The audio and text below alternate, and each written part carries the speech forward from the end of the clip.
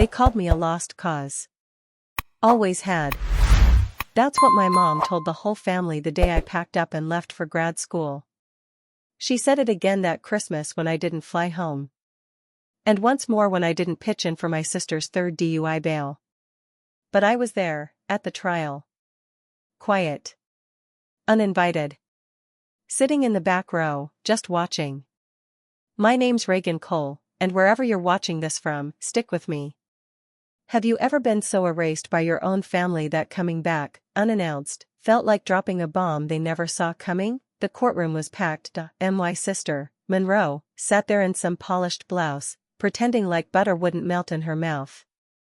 My mom was clutching her handbag like it might fly away, whispering how this whole mess would disappear if they just stayed calm. And me? I sat with my hands folded, jaw locked. I didn't plan to speak. I just came to see them. The same people who called me dramatic. Ungrateful. A ghost. Then the judge walked in.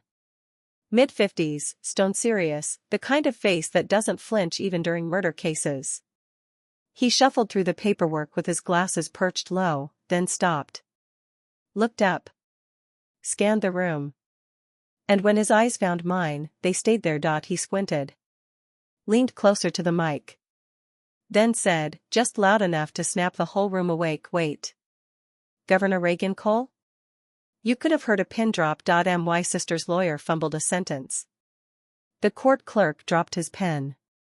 Even the bailiff turned like someone had called out fire. But my mom? She went sheet white. I didn't stand. Didn't smile. I just nodded once at the judge, calm as ever. He straightened up like someone had yanked a string in his spine. We're done here, he said. This case is no longer proceeding how your family expected. Because the woman they called a disappointment, the one they ignored, excluded, and never respected, is the most powerful person in this room. And in that moment, their silence didn't feel passive anymore. It felt scared. The energy shifted. Charged. Like everyone had suddenly realized they were sitting one breath away from lightning. The judge cleared his throat, voice heavier now. Let's take a brief recess, he said, but what he really meant was, what the hell is she doing here? Because governors don't just pop into random DUI hearings. Not without a motorcade. Not without aides. Not without cameras. But I didn't show up as the governor of Colorado. I came as the daughter they erased. The sister they kept around for comparison. The woman they told over and over, you don't belong here. I watched my mom lean over and hiss to Monroe, you didn't tell me she was coming. My sister didn't even look up. She didn't have to. She just stared at the floor, probably remembering every time she'd laughed behind my back about my campaign.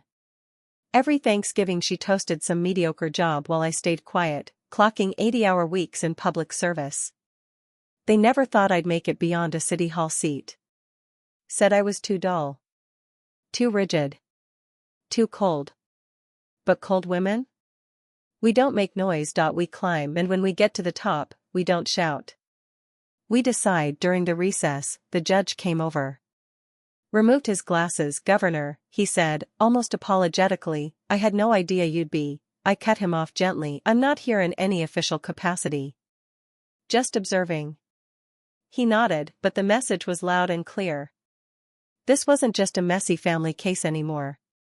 It was a political landmine. I heard the whispers before the hearing even resumed. Reporters gathering outside. Clerks stealing glances.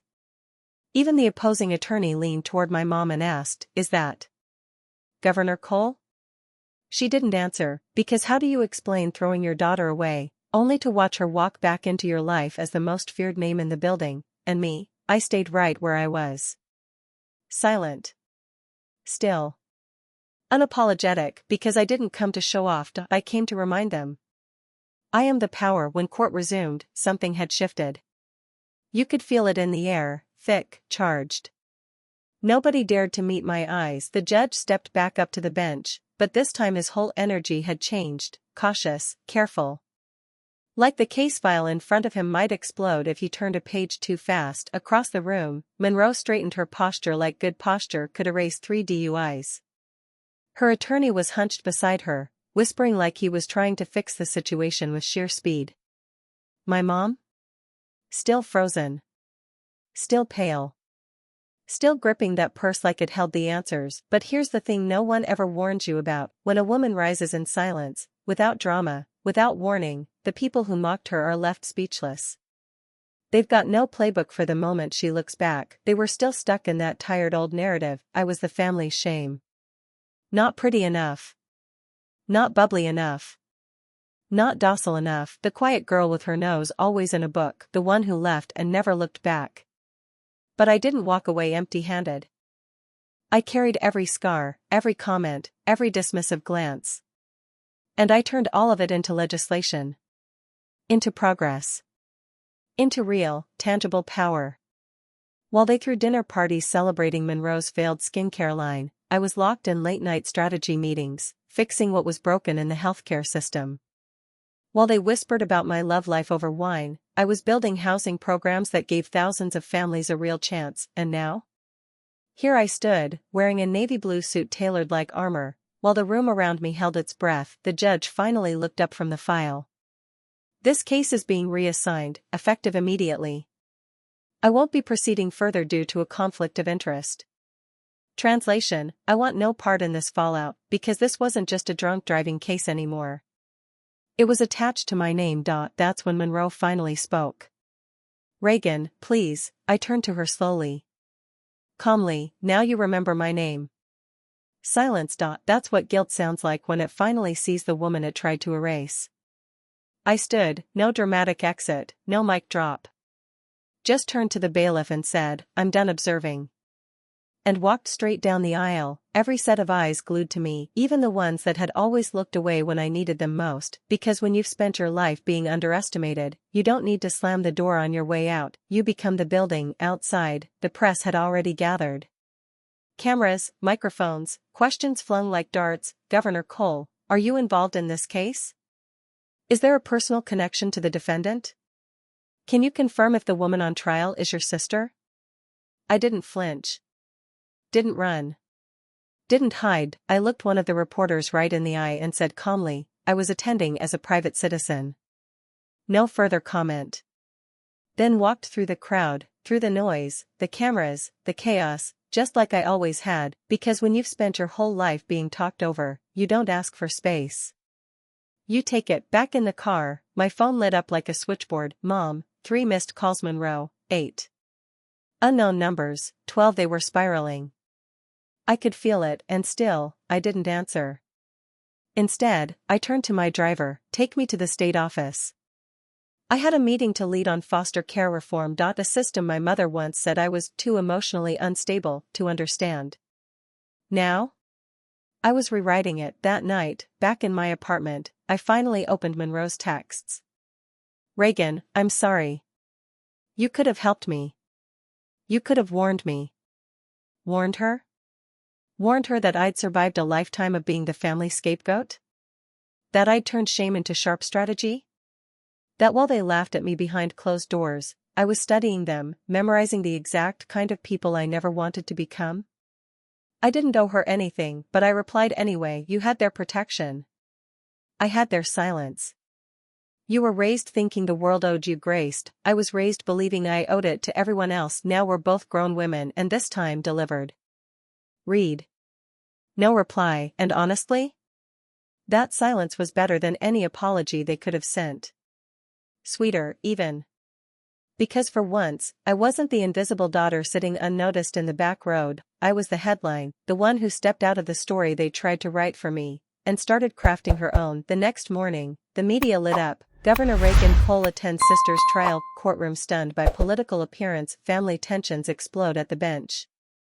Cole's silence sends national message. They didn't know the full story.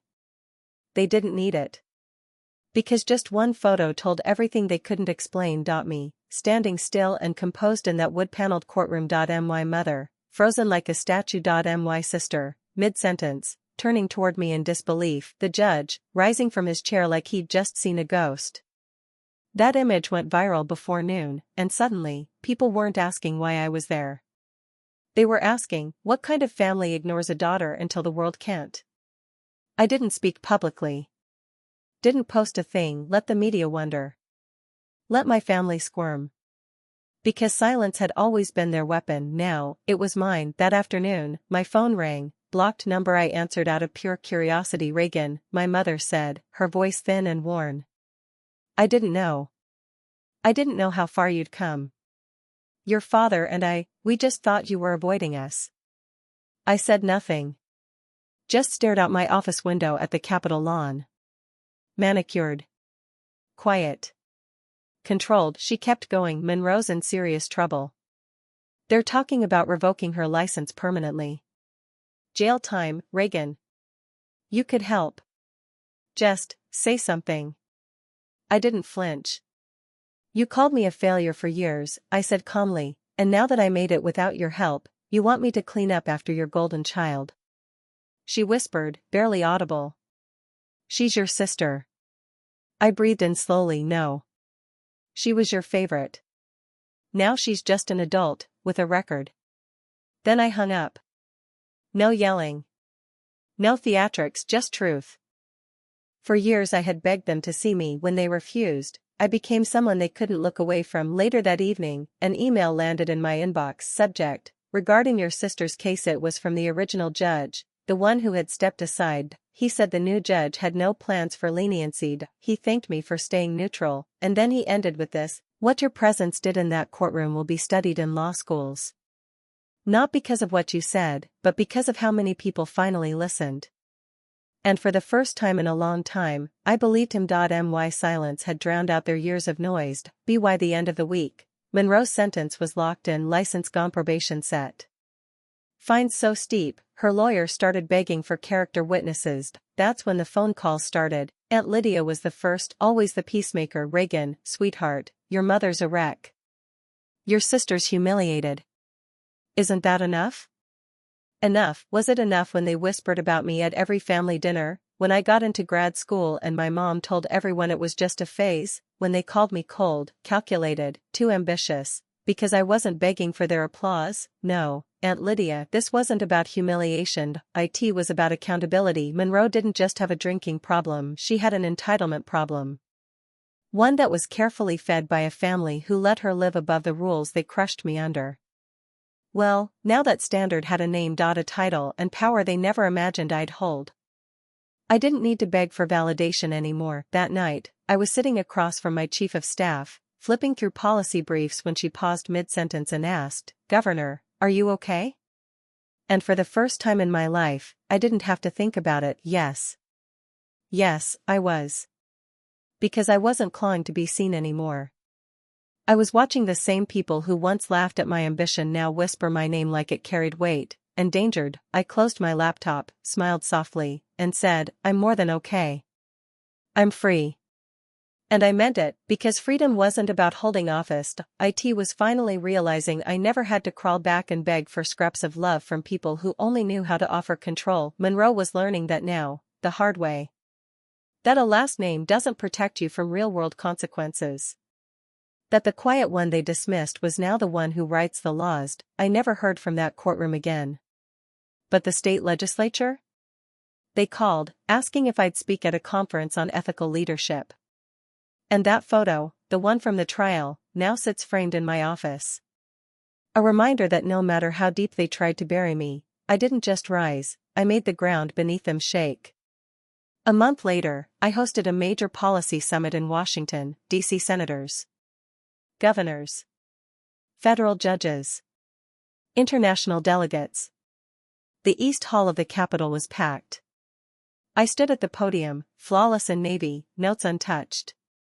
Because the story I carried didn't need a script, I spoke about privilege. About accountability, about how consequences don't discriminate, but people do. I didn't name names, but the ones who had read the headlines? They knew. And the ones who hadn't, they felt it anyway. After the panel, I made the rounds, smiling, shaking hands, posing for press photos. Then I heard a soft voice behind me, Governor Cole. I turned. It was Judge Levinson, the man who'd once paused the courtroom with my name. He held out his hand. What you did that day, he began. You didn't say a word. But somehow, you taught us all something. I smiled. Silence, I said, is a language. You just have to choose who deserves to understand it. He chuckled, nodded, and walked away. And I just stood there, letting the moment settle into my bones. Years ago, I would have given anything to hear my family clap for me. Now, I didn't need applause, I had peace. Then something unexpected happened. The summit coordinator walked over and handed me a note. "There's someone downstairs. Says it's personal." I already knew. I passed marble columns and stepped into the golden dusk, and there she was, Monroe. No makeup. Hair tied back. No act this time. She stepped forward slowly, holding a manila envelope. "I'm not here to beg," she said. "I just wanted to thank you for not ruining me. You could have destroyed everything." I tilted my head. "Calm, you were already doing that." She looked down. "I'm getting help." "I'm trying." I didn't hug her. Didn't comfort her. But I didn't walk away either. Instead, I said, "Then don't try for me. Try for the version of yourself that exists when no one's watching. That's who matters now." She nodded, eyes glossy, and handed me the envelope.